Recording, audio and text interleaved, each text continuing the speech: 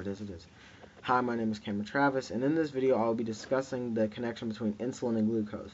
The connection between insulin and glucose is that insulin is the hormone that regulates glucose throughout the body and allows it to enter cells to be utilized for energy.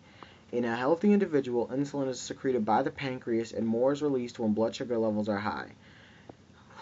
When blood sugar levels are low, less insulin is released. Malfunctions of this system occur in those with diabetes, potentially leading to dangerously high blood sugar levels if left uncontrolled. The relationship between insulin and blood sugar is that insulin is responsible for keeping blood sugar at a healthy level. When a person eats food, food is converted into glucose by the digestive system and is released into the bloodstream. The blood sugar is then absorbed by the cells all over the body and is used for energy. The hormone insulin is necessary for blood sugar to enter the cells. If a person has not eaten in a few hours, blood sugar levels can dip below normal. When this happens, due to the relationship between insulin and blood sugar, the pancreas will slow down the production of insulin.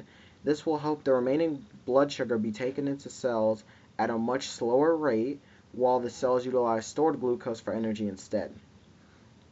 In some individuals, there is a malfunction of the relationship between insulin and blood sugar called diabetes.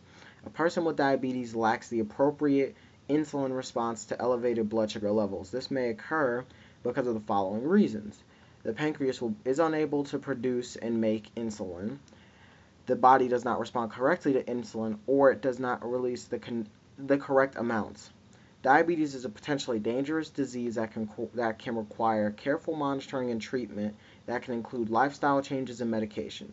There is no cure for diabetes, but diabetic individuals can often live long and healthy lives if they are vigilant about controlling their blood sugar. In general, people with diabetes either have a total lack of insulin with type 1 diabetes, or they have too little insulin or cannot use insulin effectively with type 2 diabetes.